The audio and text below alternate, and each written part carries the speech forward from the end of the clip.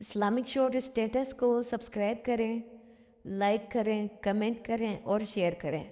Bell icon کو دبانا مت بھولیں۔ مسلمانوں کی ایک تعداد لڑتے دور چلے گئی۔ تاتاریوں نے قید کر لیا۔ 4 مسلمان تھے، تبلیغ کرنے گئے، جنگ کرنے گئے، جہاد کرتے کرتے کافروں سے لڑتے تاتاری قوم میں چلے گئے۔ وہ قید کر لیے گئے تو سزائے موت کا حکم ہوا۔ 4 بزرگ تھے، سزائے موت کا حکم ہوا تو تاتاری بادشاہ جو تھا وہ بڑا خلاف تھا، بڑا سخت مخالف تھا مسلمانوں کے۔ اس نے کہا کہ ان کو جب پھانسی دینا نا مسلمانوں کو تو میرے سامنے دینا۔ اب 4 عالم ہے، 4 صوفی ہے، سفید داڑیاں، سر پہ امامے۔ پھانسی کا وقت آیا تو جو پھانسی گھاٹ ہے وہ ایک ہے، چاروں کو کٹھے پھانسی نہیں ہو سکتی۔ ایک کو کہا کہ ایک ایک کر کے ان کو پھانسی دو۔ جب پھانسی کا وقت آیا نا تو جو سب سے پیچھے صوفی تھے وہ دوڑ کے آگے آئے، کہنے لگے بادشاہ پہلی باری میری لگا پہلی۔ اب بادشاہ نے کہا ٹھیک ہے اسے لٹکا دو۔ وہ قریب آئے تو دوسرے دوڑ آئے، کہنے لگے نہیں پہلی باری میں نے زیادہ کافر قتل کیے، میرا بڑا جرم ہے، مجھے پہلے سزا دو۔ ان کو پھانسی دینے لگے تو تیسرے آ گئے، کہنے لگے نہیں یہ تو میرا قتل کرتا تھا، رستے میں بتایا کرتا، ڈھونڈ کے میں بتلاتا تھا کہ یہاں زیادہ تعداد ہے، مجھے پہلے پھانسی دو۔ تیسرے کے ساتھ بات ہو رہی تھی تو چوتھا دوڑا آیا، کہنے لگا یہ رستے بتاتا تھا، یہ تبلیغ کرتا تھا، یہ سارا کچھ کرتا تھا، لیکن کہا یہ کہتے تھے چلو واپس چلتے ہیں، میں جانے نہیں دیتا تھا، میں کہتا تھا اور کافر مارنے اور علاقے فتح کرنے، میرا جرم بڑا ہے، مجھے پہلے پھانسی دو۔ بادشاہ کہنے لگا مجھے 35 سال ہو گئے حکومت کرتے، بڑی دنیا کو پھانسی دی ہے، لوگ تو ایک دوسرے کو دھکے لیتے ہیں کہ پہلے تو جا پہلے تو جا، اور تم کیسی قوم ہو کہ ایک دوسرے پہ قربان ہو رہے ہو۔ کہنے لگا تم ایک باپ کی اولاد ہو، جاگ رہے ہیں آپ لوگ؟ تاتاری بادشاہ، کافر بادشاہ، اسلام کی مخالفت کرنے میں ایک باپ کی اولاد ہو کا نہیں، ایک قبیلے کے رہنے والے ہو کا نہیں، ایک ملک کے رہنے والے ہو نہیں۔ اس نے کہا رشتہ کیا ہے تمہارا، رشتہ کیا ہے؟ تو وہ ان کے کہنے لگے خدا ایک ہے، نبی ایک ہے، خدا ایک ہے اور نبی منفعت ایک ہے، اس قوم کی نقصان بھی ایک ہی، سب کا نبی اللہ بھی، قرآن بھی ایک۔ کیا ہی اچھا تھا ہوتے اگر مسلمان بھی ایک، یوں تو سید بھی ہو، مرزا بھی ہو، افغان بھی ہو، تم سبھی کچھ ہو، بتاؤ کہ مسلمان بھی ہو۔ فرمایا ہمارا اللہ ایک ہے، نبی ایک ہے، تو کہا پھر ایک دوسرے پہ جان کیوں دیتے ہو؟ فرمایا ہمارے نبی نے ہمیں بھائی بھائی بنا دیا ہے، بھائی کا دل نہیں کرتا اس کی آنکھوں کے سامنے بھائی چلا جائے، ہمارا دل نہیں کرتا پہلے مجھے دے پہلے مجھے دے۔ بادشاہ کہنے لگا تمہارا جذبہ مجھے متاثر کر گیا، جاؤ میں تم چاروں کو آزاد کرتا ہوں، تمہیں آزاد کرتا ہوں۔ میرے دوستو یہ رنگ تھا، دیکھیں نا، یہ اس ترتیب نے نظام دیکھا نا، اس فلک نے پہلی بار دیکھا، اس زمین نے پہلی بار، اور میرے رضا فرمایا کرتے تھے زمین تڑپ کے روئی، اس نے پہلی دفعہ دیکھا۔ حضرت ابو عبیدہ بن جراح نے میدان بدر کے اندر جب جنگ کا تبل بجا، حالات بگڑے، جناب ابو عبیدہ بن جراح کہتے ہیں تاریخ نے ایک عجیب موڑ پہ مجھے لا کے کھڑا کیا۔ آپ فرماتے ہیں میرے لیے اللہ نے جو آزمائش رکھی وہ سب سے بڑی رکھی۔ فرمانے لگے جب میں میدان میں نکلا تو کافروں نے میرے سامنے جس کو لا کے کھڑا کیا وہ میرا سگا باپ تھا۔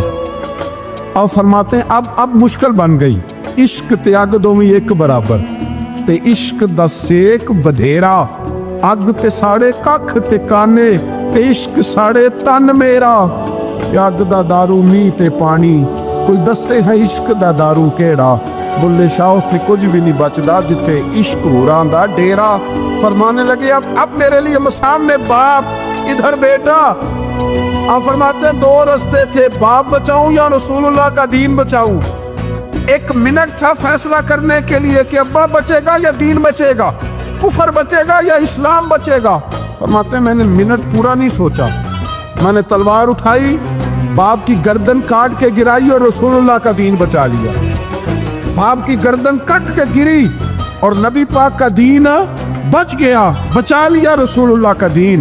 حضرت عمر نے ماموں کو مارا، حضرت مصعب ابن عمیر کہتے تاریخ مجھے بھی لا کے کھڑا کرتی ہے بدر کے میدان میں، تو کفر کا لبادہ اوڑھ کے جب سامنے آیا تو وہ میرا سگا بھائی تھا، سگا بھائی، حضرت عمر ملک شام جاتے ہیں، جب فتح ہوتے ہیں حضرت سعد بن ابی وقاص بلاتے ہیں، شام جاتے ہیں تو حضرت عمر کہتے ہیں شام آئے ہیں یار، سب سے پہلا کام یہ کر بلال کا تو پتہ کر، یہاں سنا ہے بلال حبشی کا مکان بھی کہیں نیڑے نیڑے ہے، پتہ تو کر۔ حضرت بلال حبشی حضرت سیدنا سعد کہنے لگے حضور بلا نہ لے، فرمایا نہیں، وہ مصطفیٰ کا غلام ہے تو میرا تو امام ہے، میں گھر ملنے جاؤں کا گھر رحماؤ بینہم، کالے رنگ کے حبشی غلام سیدنا بلال حبشی کو ملنے گھر گئے اور جناب عمر جا کے بیٹھک میں انتظار کرنے لگے، گویا ڈرائنگ روم میں بیٹھے انتظار ہونے لگا۔ جناب سیدنا بلال آئے تو حضرت عمر اٹھ کے کھڑے ہوئے۔ ملک شام کے لوگوں نے یہ منظر عجیب دیکھا کہ جناب عمر فاروق ایک حبشی کے لیے کھڑے ہوئے، اور جب کھڑے ہوئے تو حضرت بلال کہنے لگے عمر بیٹھ جاؤ، یہ کیا کر رہے ہو؟ حضرت سیدنا عمر رو پڑے، کہنے لگے بلال تو حبشی پہلے تھا، جب سے رسول اللہ کا غلام بنا ہے ساری امت کا امام بن گیا، ساری امت کا تو امام بن گیا ہے جب سے تو نبی پاک صلی اللہ تعالی علیہ وسلم کا غلام بن۔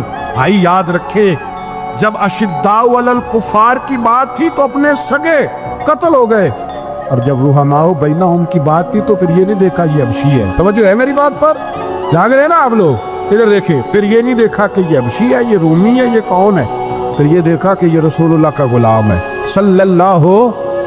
ہمارے ہاں تو نفرتیں پھیل گئی ہیں، او بس کرو جی بنگالیوں سے جان چھڑاؤ، او بس کرو جی فلانے سے، او بس کر یار، رہن سہن اپنا اپنا ہوتا ہے، لیکن مسلمان جس طرح کا بھی ہو اس کے ساتھ نفرت کرنے کی اجازت نہیں ہے۔ پہلی بات اشداء علی الکفار، دوسری بات رحماء بین، اب تیسری بات ہے تراہم رکعا سجدا یبتغون فضلا من اللہ ورضوانا۔ میں نے جو شروع میں بات کی تھی نا کہ اگر خانہ کعبہ میں 40-50 لاکھ حاجی مل کے دعائی مانگ لیتا، دعائی مانگ لیتا مل کے تو کمال ہو جاتا۔ حضرت ابو بکر صدیق رضی اللہ تعالیٰ عنہ سے کسی نے پوچھا تھا بدر میں فتح کیسے ہوئی؟ ابھی مسلمان کہتے ہیں نہیں جی کیسے لڑیں گے جی، ہمیں اپنا بڑا مسئلہ ہے۔ یہ کمزور لوگوں کی باتیں، کمزور جو خدا والے ہوتے ہیں ان کی یہ سوچ نہیں ہوتی۔ یہ آرزوئے کرم اور میں آپ سے کروں، یہ بھیک اس کو جی دیے جس کا خدا نہ ہو۔ یہ کمزور لوگ ہیں جو کہتے ہیں نہیں کیسے ہوگا، کس طرح ہوگا، جن کو پتا ہو کہ ہماری غیبی طاقت ہے۔ ہماری حضرت ابو بکر صدیق رضی اللہ تعالیٰ پوچھا جناب بدر میں کیسے جیت گئے؟ تلواریں زیادہ تھی، نیزے زیادہ تھے، یا آپ کو جاسوسی زیادہ تھی، پتہ زیادہ تھا کہ یوں قابو آئیں گے کافر؟ ابو بکر صدیق فرمانے لگے نہ نیزوں سے جیتے نہ تلواروں سے جیتے، ہم جو بدر میں جیتے ہیں تو مصطفیٰ کی نمازوں سے جیتے، ہمیں جو بدر میں کامیابی ملی تو رسول اللہ کی دعاؤں کی برکت سے ملی۔ فرمانے لگے کافر ساری رات شرابیں پیتے رہے، ساری رات وہ ناچ گانے میں مصروف رہے، اور میں حضور کے خیمے میں موجود تھا، نبی پاک ساری رات نماز پڑھتے رہے، ساری رات حضور نماز پڑھتے رہے، ساری رات اللہ سے دعا کرتے رہے۔ فرمایا صبح جو کامیابی ملی تو یہ مصطفیٰ کی نمازوں کی برکت سے ملی۔ ایک بزرگ کی میں بات سن رہا تھا، وہ کہہ رہے تھے اب نمازیں عبادتیں ریاضتیں بعد میں کرنا، پہلے جہاد کرو۔ کہہ رہے تھے اب نکل کر خانقاہوں سے ادا کا رسم شبیری، عبادتیں ریاضتیں تلاوتیں درود بعد میں ہوگا، پہلے جہاد۔ تو میں نے کہا صاحب عبادتیں تلاوتیں درود ہو کہاں رہا ہے، پہلے وہ جگہ تو بتائیں۔ خانقاہوں پہ تو عرس ہو رہا ہے، سال کے بعد ڈھول لگ رہا ہے۔ وہ جو زمانہ تھا نا کہ خانقاہ شریف پہ شام تک قرآن مجید ختم ہوگا، فجر کے بعد 50,000 درود پڑھا جائے گا، وہاں لوگ آئے ہیں تو وہاں ذکر کرتے کرتے لوگ اس قدر مست ہوئے کہ انہیں ہوش ہی نہیں کہاں کہ کہاں گئے، وہ تو دور ختم ہو گیا۔ اب کہاں ہے خانقاہ میں؟ اب تو نظر نیاز رہ گئی، ختم شریف رہ گیا، عرس پاک رہ گیا، باقی تو معاملہ ختم ہے۔ وہ کہاں گیا معاملہ سارا؟ بھائی دعائیں التجائیں شہاب الدین غوری سے پوچھا جناب فتح کیسے ہوئی؟ کہنے لگے خواجہ معین الدین اجمیری کی دعاؤں کی برکت سے۔ فرماتے ہیں بابا دعا مانگتا تھا، ہم جہاد کرتے تھے، اللہ کامیابی دے دیتا۔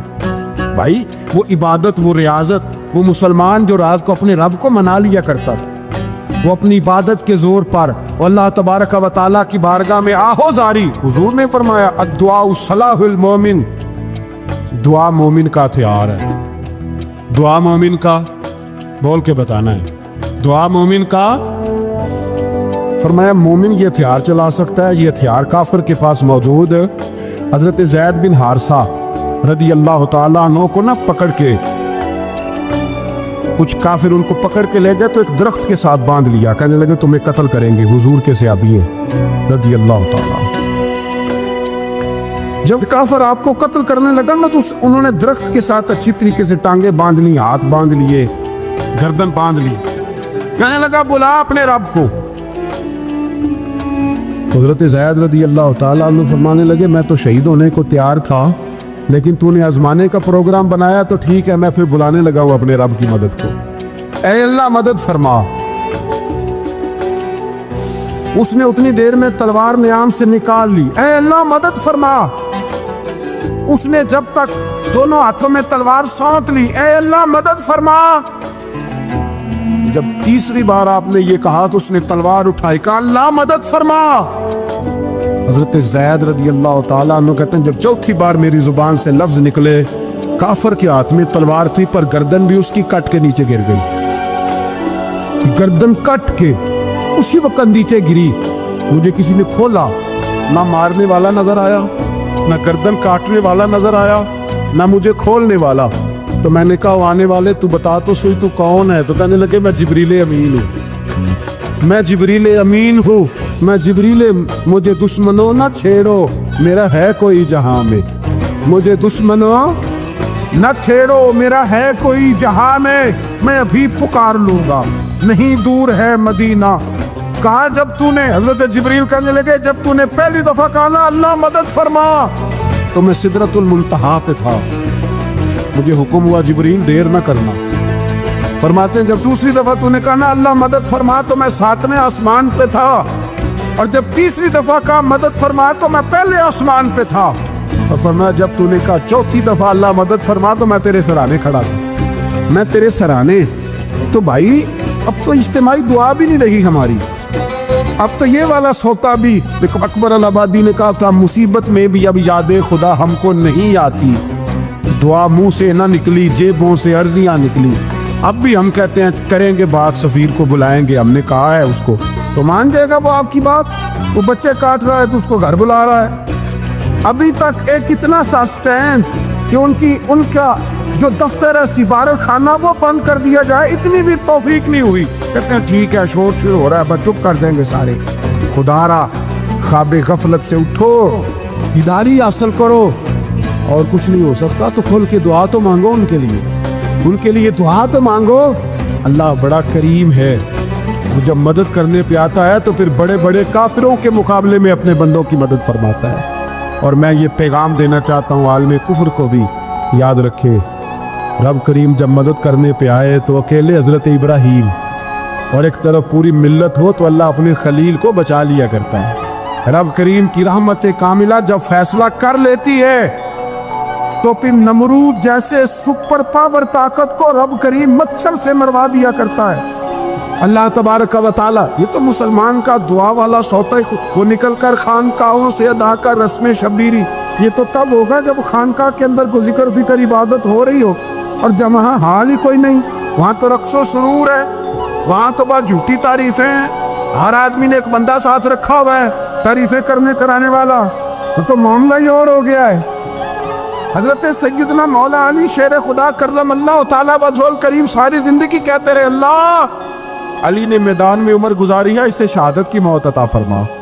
او بھائی یہ تو شہادتیں مانگنے والے۔ حضرت امام حسین میدان کربلا میں کھڑے تھے، شمر کہنے لگا حسین تیری چاروں جانب موت ہے، تو آپ فرمانے لگے تجھے ابھی ہمارا پتہ ہی نہیں، موت سے تو ہمارا پیار چلتا ہے، اور فرمایا یہ شہادت تو ہمارا پیچھا کرتی ہے، پہنچ جاتی ہے جہاں ہم ہوتے ہیں، موت سے ڈرا رہا ہے۔ مسلمان کا مرنے کو دل نہیں کرتا، ورنہ وہ اتنی بڑی کوٹھی میں کون رہے گا؟ مرنے کو دل اس لیے نہیں کرتا کہ وہ جو 6 کروڑ 10 کروڑ ڈالر لوٹ کے رکھے ہیں، مر گئے تو کھائے گا کون؟ وہ فقیر فاقہ مست تھے، ان کا گھر ہی کوئی نہیں تھا، ان کے بینک بیلنس ہی کوئی نہیں تھے، وہ کہتے تھے گھر ہمارا ہے وہ جو ہمارے رب نے تیار کیا ہوا ہے، ہمارا بینک بیلنس ہے وہ جو ہمیں جنت میں جا کے ملے گا، ان کا تو یہ کھاتا ہی کوئی نہیں تھا، اس لیے وہ شہادت کی۔ حضرت عمر بن جموح رضی اللہ تعالیٰ عنہ میدان احد میں 4 بیٹے لے کے آئے، کتنے بیٹے؟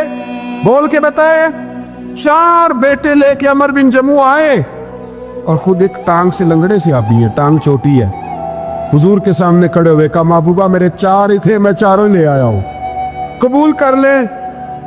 तो हुजूर ने फरमाया तू क्यों तलवार ओढ़े आया है, ये तूने क्यों गले में असला डाला हुआ है? कहा या रसूलल्लाह मैंने भी तो जाना है ना। तो हुजूर ने फरमाया 4 बेटे जो हैं। तो हजरत अमर बिन जमू ने बात की, सहाबा कहते हैं हम लबों से मुस्कुरा रहे थे, आंखों से रो रहे थे, क्या अजीब अंदाज है। हुजूर ने फरमाया अमर 4 बेटे जो आ गए तो तू रहने दे। तो हजरत उमर रो पड़े, कहने लगे महबूबा क्या लंगड़े जन्नत में नहीं जाएंगे? क्या हुजूर मैं लंगड़ा हूं तो मेरे लिए जन्नत कोई नहीं? मेरे हबीब पाक सैयद आलम सल्लल्लाहु अलैहि वसल्लम ने फरमाया अमर तो जरूर जन्नत में जाएगा। कहा महबूबा फिर बच्चे बाद में जाएंगे, मैं पहले मैदान में जाऊंगा। मुसलमान की सोच के खिलाफ है ये बात, ये कुरान की फिक्र के खिलाफ है कि अपनी फिक्र करो। बर्मा के लिए, कश्मीर के लिए, फलस्तीन के लिए बात ना करो, अपनी फिक्र करो। ये कुरान की सोच के खिलाफ है, ये कुरान के पैगाम के खिलाफ है। तुम्हारी क्यों लेंगे बाजी?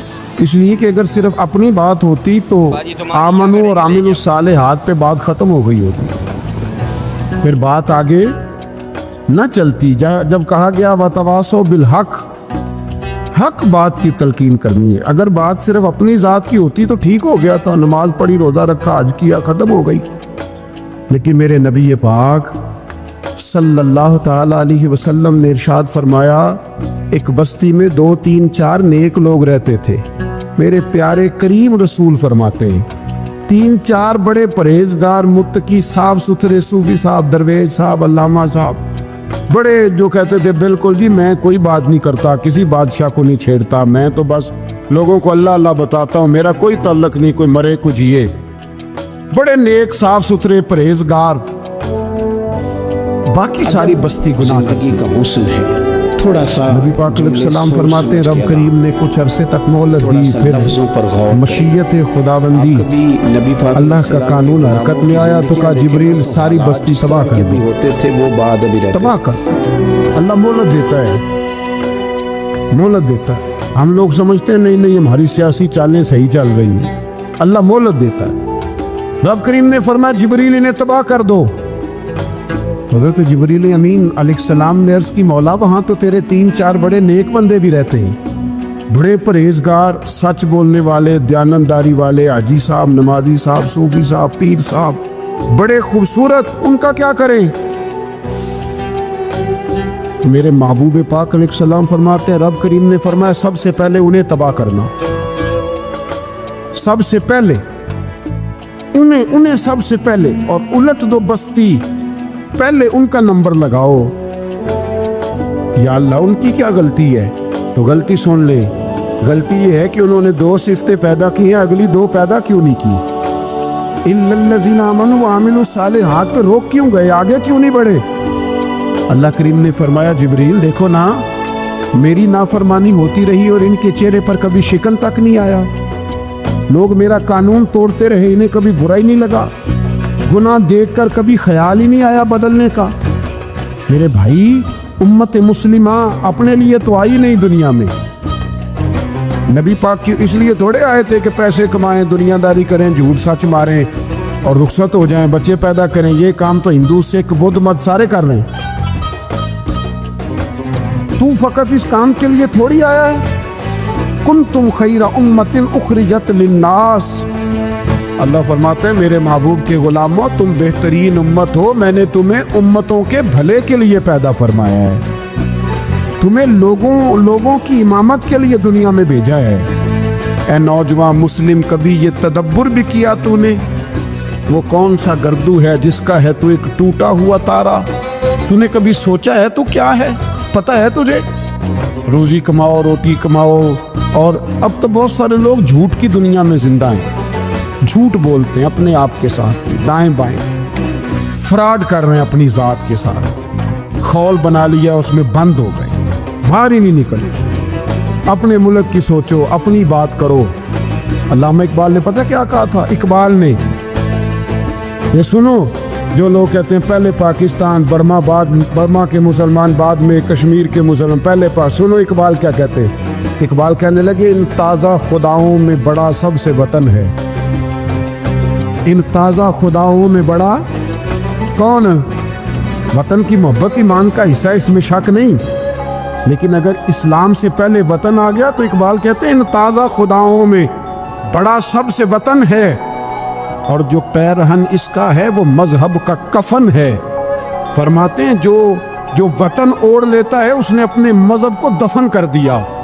سب سے پہلے پاکستان نہیں، سب سے پہلے رسول اللہ کا دین ہے، سب سے پہلے قرآن ہے، سب سے پہلے نبی پاک کا فرمان ہے، سب سے پہلے امت مسلمہ ہے۔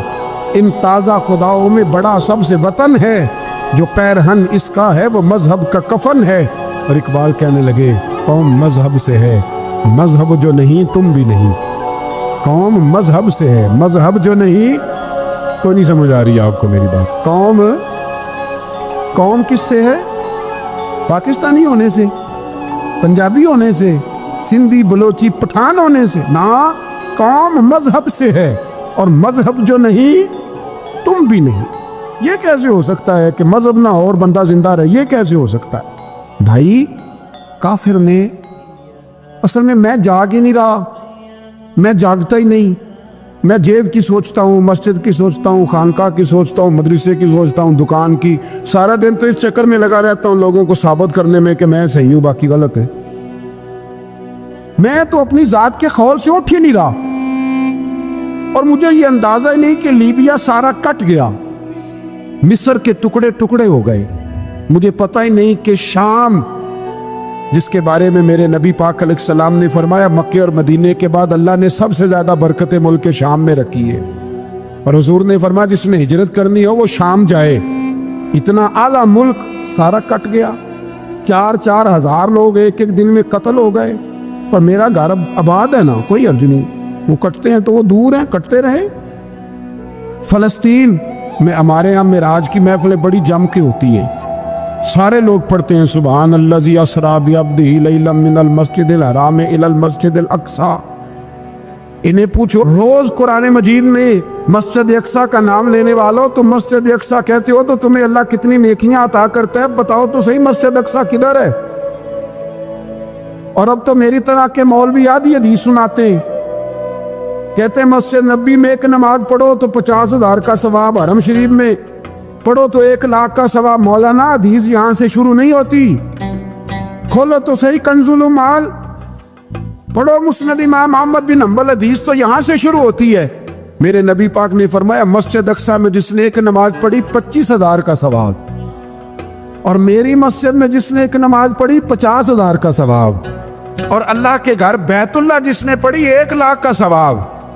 مسجد اقصی کا تو ذکر ہی چھوڑ گیا ہے، کیوں؟ وہ مسجد جس کی طرف منہ کر کے 15 سال میرے نبی پاک نے نماز ادا کی، کس نے؟ بولیے گا 15 سال تک، 2 ہجری میں 13 سال مکے میں، 2 سال مدینے میں، مسجد اقصی کی طرف جدھر منہ کر کے تیرے اور میرے رسول نماز پڑھتے رہے۔ آج وہ مسجد یہودی کے قبضے میں، کئی جمعے تالا رہتا ہے، وہاں نماز نہیں پڑھنے دی جاتی۔ مجھے کیا لگے اس بات سے؟ میری مسجد میں تھوڑی لگا ہوا ہے۔ ایسی ہوا چلی ہے کہ ہر شخص سوچتا ہے تمام شہر جلے بس ایک میرا گھر نہ جلے۔ بھائی یہ وہ دور ہے جس دور میں ذرا سی بھی کسی شخص کو تکلیف ہوتی ہے تو عالمی میڈیا پہ بات جاتی ہے، موبائل جیبوں میں فوراً تصویریں کیش ہوتی ہیں۔ میں اور آپ، ہمارا اس قوم سے تعلق ہے جس قوم کے بچے کٹ گئے، ذبح ہو گئے، عورتوں کے پستان کاٹ کے برما کے بدھوں نے ان کے کباب بنا کے کھا لیے، چھوٹے چھوٹے بچوں کی لاشیں انہوں نے لٹکا ڈالی۔ اور یہاں میں حکومت کی کیا بات کروں، یہاں کسی سیاستدان کو مکھی کاٹ جائے تو ہمارے پھٹے آباد ہو جاتے ہیں بحث کرنے کے لیے۔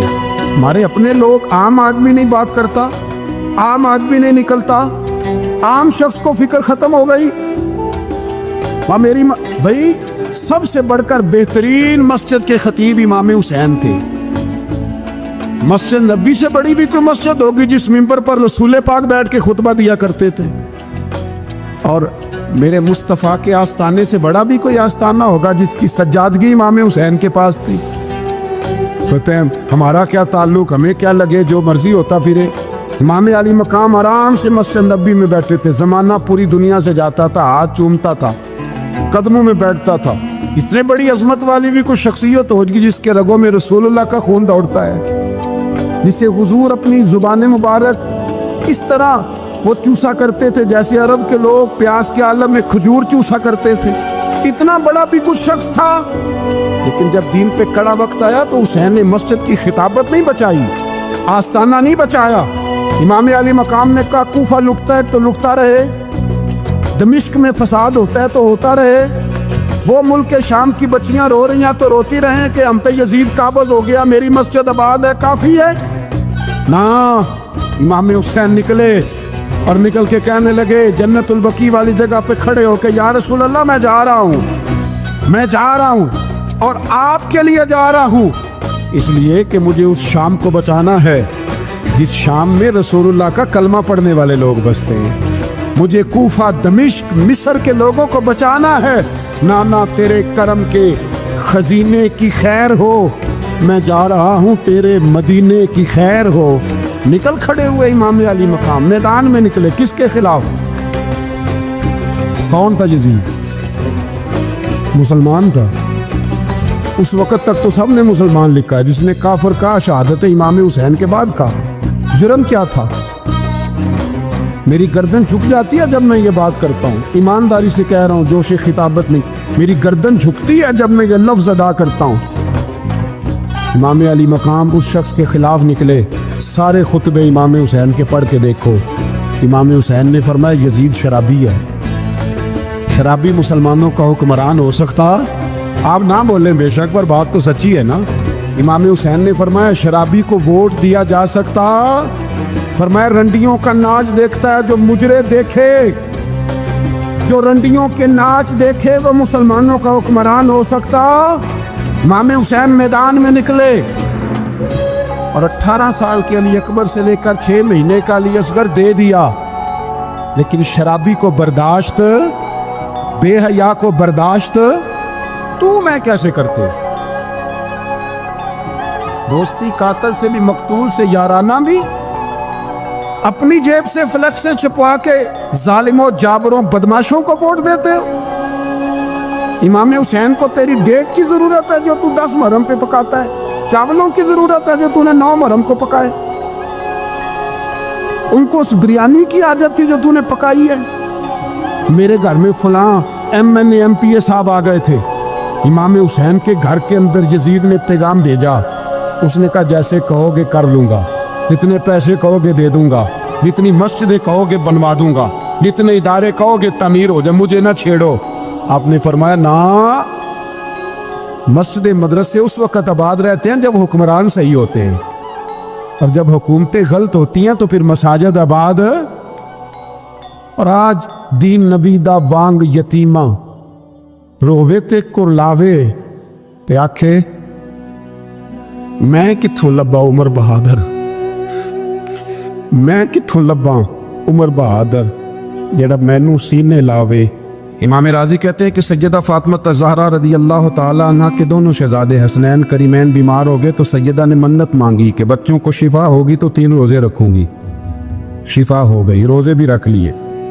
और जब मौला अली शेर खुदा रोज़ा रखने के लिए बेदार हुए, सैयदा फातिमा ज़हरा बेदार हुई तो इमाम हसन और हुसैन भी उठ गए। 7-8 साल की उम्र, अम्मा जी हमने भी रखना है। सुबह खजूर और दूध से रोज़ा रख लिया गया। ऐन इफ्तारी के वक्त मौला अली कहते हैं फाके चल रहे थे, कहीं से मैं जौं लाया थोड़े से। सैयदा फातिमा ज़हरा ने पीस कर रोटियां पकाईं। वो वक्त जो बड़ा मुश्किल होता है इफ्तार का, कहते हैं उस वक्त जब खाने के लिए बिल्कुल हाथ आगे बढ़ने लगे और उम्मीद थी कि अभी सैयदना बिलाल अल्लाहु अकबर कहेंगे तो रोज़ा खुलेगा, लेकिन अभी चंद ही मिनट रहते थे कि दरवाजे पर एक फ़कीर ने सदा दी।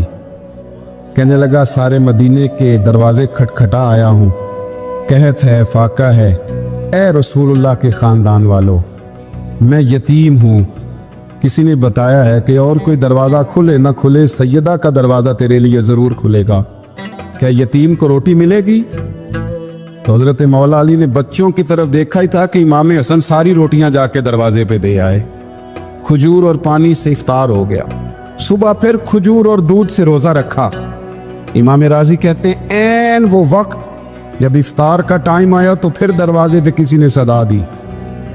कहा रसूलुल्लाह के ख़ानदान वालों, मैं मिस्कीन हूँ, रात से रोटी खाई है, न सुबह खा सका न दोपहर। किसी ने बताया है कि इस दरवाजे से खाली कोई नहीं जाता। इमाम हसन ने फिर सारा लंगर उठाया और फिर जाके दे दिया। तीसरा दिन फिर हुआ। मुझे लगता है जब इफ्तार का टाइम आया होगा ना तो ये खुद ही सारे दरवाजे पे देखते होंगे कि कोई आया नहीं लेने वाला अभी तक। लगता है कि नजरें दरवाजे पे थी। ऐन इफ्तार के वक्त 3 रोटियां जब जौं की पक के आई, एक भिखारी ने सदा दी, कहने लगा मैं कैदी हूं, आज ही कैद से रिहाई मिली है। पहले दिन किसी के दरवाजे पे सदा मिली है, दी है रोटी मिलेगी। इमाम हसन वो खाना दे के वापिस लौटे। खजूर और पानी से इफ्तार हुआ और जैसे ही मस्जिद नबी में तीनों बाप बेटा नमाज पढ़ने गए तो मौला अली कहते मुझे बताना नहीं पड़ा। रसूल करीम ने मेरी तरफ देख के फरमाया, अली तेरा, फातिमा का, हसन और हुसैन का तीनों दिन वाला अमल खुदा को भी बड़ा पसंद आया है और मोहम्मद मुस्तफ़ा को भी बड़ा पसंद आया है, बड़ा पसंदीदा अमल। मैं कहता हूँ कि हजरत फातिमा ने ना उनकी तरबियत पहले ही कर दी थी, 3 दिन बगैर इफ्तार के रोज़ा रखने। वो ट्रेनिंग घर से हो चुकी थी। अब मैदान करबला में 3 दिन भूखा प्यासा रहना उनके लिए मुश्किल नहीं था। हजरत जनाब सैयदा ज़ैनब बिनते अबी राफ़े कहती हैं कि सैयदा फातिमा ज़हरा ना एक दिन अपने दोनों शहजादों को लेके, जब हुजूर की तबीयत मुबारक बज़ाहिर अलील थी जिसमें हुजूर का विसाल हुआ, दोनों शहजादे लेके सैयदा फातिमा नबी करीम की बारगाह में गई। कहने लगी या रसूलल्लाह मेरे बच्चों को कुछ दीजिए। सैयदा पाक तो हुजूर उठ के बैठ गए। इस कंधे से इमाम हसन को लगाया और इससे इमाम हुसैन को लगाया और फरमाया फातिमा ये जो मेरा हसन है ना इसको मैं अपनी हैबत और सरदारी देता हूँ, और फरमाया ये जो मेरा हुसैन है ना, हुसैन को मैं अपनी जुर्रत और सखावत देता हूँ। मेरा हुसैन जुर्रतमंद होगा और सखी होगा। दाता गांज बख्श अली हजवेरी, इमामुल औलिया, सैयदुल अस्फिया, दाता साहब कशफुल माजूब में फरमाते एक दिन ना इमाम हुसैन के पास एक शख्स आया बड़ी दूर से कुछ मांगने का, हुजूर कुछ दीजिए। वो शख्स कहता है कि मेरा ज़र्फ ये था कि 4-5 दिनार मिलेंगे। तो इमाम हुसैन फरमाने लगे थोड़ी देर बैठ जा, रिज़्क़ आ रहा है। तो इमाम हुसैन को हुकूमत वक्त की तरफ से ना 5 थैलियाँ मिली जिसमें एक थैली में 500 अशरफियाँ थी। 5 थैलियाँ आई, लेकिन उसको आने में ना ज़रा देर हो गई। वो 5 थैलियाँ जब आई ना तो इमाम हुसैन उसकी तरफ 5 थैलियाँ बढ़ा के ना, ज़रा देखना मेरी तरफ गौर से, 5 थैलियाँ बढ़ा के ना तो फरमाने लगे मियाँ जितना तुझे इंतज़ार कराया ना इतनी हम तेरी हाजत पूरी नहीं कर सके। तो ये ना महसूस करना कि हुसैन के दरवाजे पे बैठा भी रहा हूँ तो मिला क्या है, ये ना महसूस करना। वो शख्स कहता है जब मैंने वो थैलियाँ खोली और फिर मेरी नज़र इमाम हुसैन पे पड़ी तो मेरे अंदर से आवाज़ आई, अगर हुसैन इब्ने अली इतने सखी हैं तो मोहम्मद अरबी कितने सखी हो। अगर ये मियार इनका है, इनका ये मियार है, और खुद भीख दें खुद ही कहें मंगते का भला हो। खुद कहने लगे जितना इंतज़ार कराया है उतनी तेरी मदद कर सके। ये सखावत का मियार था, ये तरीका था। एक दफ़ा सैयदना इमाम हुसैन रज़ियल्लाहु ताला अन्हु के घर के अंदर ना 5000 दिनार आए। मस्जिद में थे, आपको 5000 दिनार मिले तो इमाम ज़ैनुल आबिदीन कहते हैं कि मस्जिद से लेकर घर आने तक इमाम हुसैन ने 5 के 5000 अल्लाह के रास्ते में खैरात कर दी। फरमाते मैंने कहा अब्बा जी 5 दिनार की घर में ज़रूरत थी, माला वाले सखी नहीं होंगे ते सखियां कुल माल नहीं होंदा, इत्थे उत्थे दोवें जहानी सखी कंगाल नहीं होंदा। अब्बा जी 5 दिनार की घर में ज़रूरत थी। तो कहते हैं मुझे फरमाने लगे बेटा ये जिनको मैंने दिया है ना ये घर के लिए ही दिया है, ये घर के लिए ही दिया है, जिनको दिया है तुम्हारा क्या ख्याल है, ये बाहर खर्च हुआ है, ये घर के लिए ही है। इसलिए कि जब इंसान दूसरों पर शफकत करता है तो अल्लाह उसके घर पे रहमत फरमाता है। इमाम हुसैन के मिजाज में पहली बात मैंने ज़ौक़े इबादत की अर्ज़ की। दूसरी बात अर्ज़ कर रहा हूँ कि सहाबा हज़रत उसामा बिन ज़ैद बड़े प्यारे हैं मेरे नबी करीम के, बड़े प्यारे। حضرت اسامہ بن زید کے بارے میں سیدہ عائشہ صدیقہ فرماتی ہیں ان کے ناک سے اگر ریٹھ نکلتی تھی تو اللہ کے رسول اپنے دست مبارک سے صاف کر دیتے تھے، اور سرکار فرماتے تھے کہ اگر اسامہ لڑکی ہوتا نا، ان کے غلام کے بیٹے تھے حضرت زید بن عار، اگر یہ لڑکی ہوتا میں اسے زیور پہناتا۔ بڑے پیارے تھے، لیکن جب ان کا آخری وقت آیا نا تو 60,000 دینار کا قرضہ تھا۔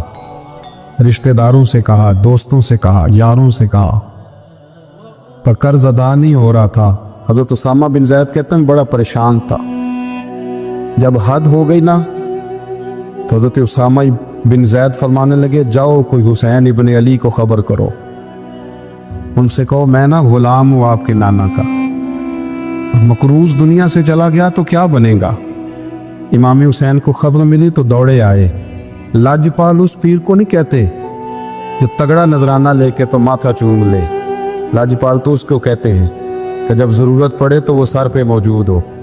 حضرت سیدنا امام حسین تشریف لائے تو جناب اسامہ بن زید رو پڑے، کہنے لگے حضور میں نے نا غلامی کی ہے آپ کے نانا کی، اور اس غلامی پہ ناز ہے، اب 60,000 دینار کا قرضہ لے کے دنیا سے جاؤں گا تو میری قبر پہ بوجھ رہے گا۔ امام حسین خادم کو بھی کہہ سکتے تھے جاؤ گھر پیسے پڑے ہیں لے آؤ، امام حسین خود گئے، چادر اوڑھ کے تو اس کی اوٹ میں بکل میں 60,000 دینار چھپا کے لائے اور جناب اسامہ بن زید کے سامنے رکھ کے کہنے لگے اسامہ یار پیسے رات کو ہی آئے تھے، میں سوچ رہا تھا مجھے تو ضرورت نہیں، اللہ نے کس کا نصیب میرے گھر میں بھیج دیا، مجھے تو حاجت ہی نہیں تھی، اب پتہ چلا پیسے تیرے تھے، اللہ نے حسین کی ڈیوٹی لگائی ہے کہ جا کے دے آ۔ حضرت اسامہ بن زید رو پڑے، فرمانے لگے اللہ آپ کو بہترین صلہ عطا فرمائے۔ امام بڑا ہی پیار کرتے تھے۔ گھوڑے پہ جا رہے تھے، کچھ فقیر غریب لوگ بیٹھ کے روٹی کھا رہے تھے، کہاں رہے تھے سڑک کے کنارے۔ تو امام زین العابدین فرماتے ہیں کہ جب امام حسین گزرے تو انہوں نے آواز دی حضور دل کرتا ہے ہمارے ساتھ بیٹھ کے روٹی کھائیں، کائنات کے مالک و مختار کے نواسے اور دنیا کے سب سے بڑے شہزادے گھوڑے سے اترے اور غریبوں کے ساتھ سڑک پہ بیٹھ گئے، روٹی کھانے لگے اور دیر تک کھاتے رہے، اور جب فارغ ہو گئے تو فرمانے لگے کھانے کی ضرورت بھی نہیں تھی، حاجت بھی نہیں تھی، پر تم نے آواز دی تو دل رکھنے کو بیٹھ گیا تھا، اگر اجازت دے تو چلا جاؤں۔ یہ مزاج تھا، یہ طبیعت تھی۔ آپ کے ایک بھائی ہیں چھوٹے، حضرت محمد بن حنفیہ نام ہے، حضرت مولا علی شیر خدا رضی اللہ تعالیٰ عنہ کی دوسری بیوی سے۔ ایک دن حضرت امام حسین ان کے گھر میں بیٹھے تھے تو کسی بات میں نا اختلاف رائے ہو گیا، تو امام علی مقام ناراض ہو گئے، فرمایا آج کے بعد تیرے گھر نہیں آؤں گا، رومال اٹھایا چلے گئے۔ لوگوں نے حضرت محمد بن حنفیہ رضی اللہ تعالیٰ عنہ سے کہا حسین تو ناراض ہو گئے، کبھی نہیں آئیں گے۔ آپ فرمانے لگے بھائی تمہارا ہے کہ میرا؟ جی بھائی تو آپ کے ہیں۔ فرمایا اگر کہو تو چند منٹوں میں حسین واپس آئے۔ جناب ناراضگی ہو گئی ہے۔ فرمایا ناراضگی ہوئی ہے پر میں اس کے دل کی نرمی کو تو جانتا ہوں، اس کے مزاج کے اندر جو محبت ہے اس سے تو ابھی آئے۔ کہ جناب وہ کیسے؟ فرمانے لگے دیکھنا ذرا۔ امام حسین نے خط لکھا، حضرت محمد بن حنفیہ نے رکا لکھا، کہنے لگے حسین میرے باپ کا نام بھی علی ہے اور آپ کے باپ کا نام بھی علی ہے، پر ایک فضیلت ایسی ہے جس میں میں آپ کا مقابلہ نہیں کر سکتا، وہ یہ ہے کہ آپ سیدہ فاطمہ الزہرا کے لال ہیں، اب محمد مصطفیٰ علیہ السلام کے نواسے ہیں۔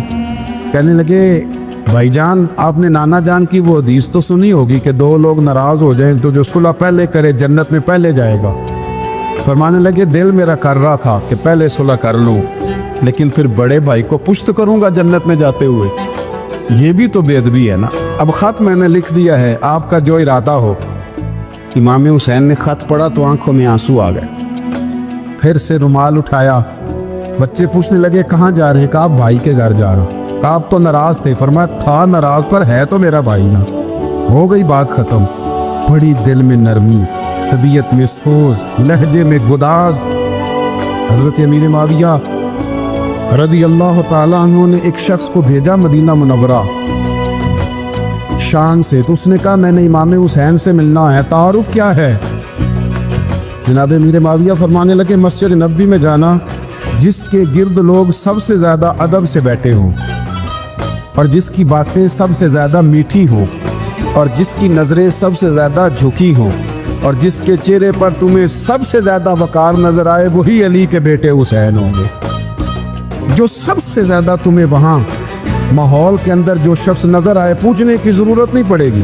وہ شخص کہتا ہے میں مدینے آیا تو میں نے واقعی ایک شخص کو دیکھا کہ شہد کے گرد مکھیوں کا اتنا ہجوم نہیں ہوتا جتنا امام حسین کے گرد رسول اللہ کے غلاموں کا ہجوم تھا.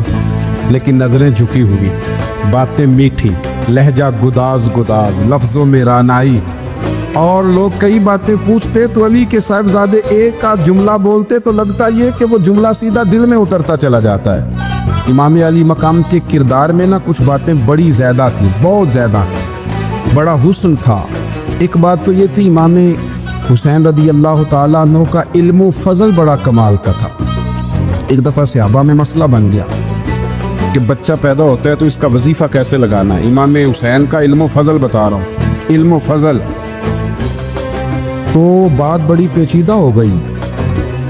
حضرت عبداللہ ابن زبیر کے پاس لوگ آئے، کہنے لگے کہ آپ بڑے صاحب علم و فضل ہیں، آپ نے حضور علیہ الصلوۃ والسلام کے ساتھ وقت گزارا ہے، تو مسئلے کو حل کریں کہ بچہ پیدا ہونے کے بعد حکومت اگر وظیفہ لگائے گی تو کب لگائے گی. جب بحث طول پکڑ گئی، مسئلہ حل نہیں ہوتا تھا، تو حضرت عبداللہ ابن زبیر کہنے لگے ہم سے نہیں حل ہوگا. ایک بندہ ہے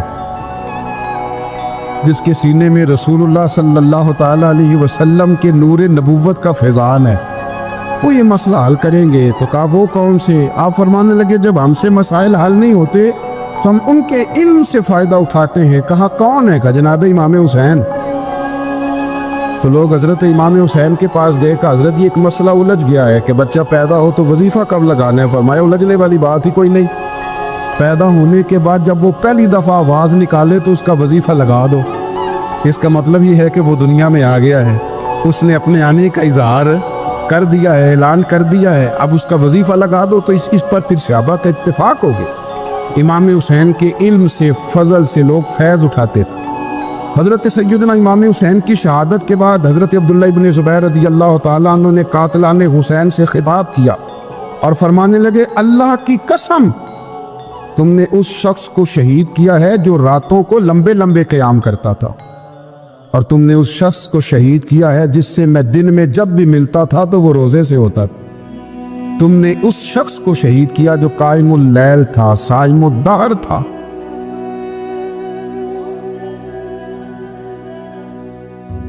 اسلامک شورٹ اسٹیٹس کو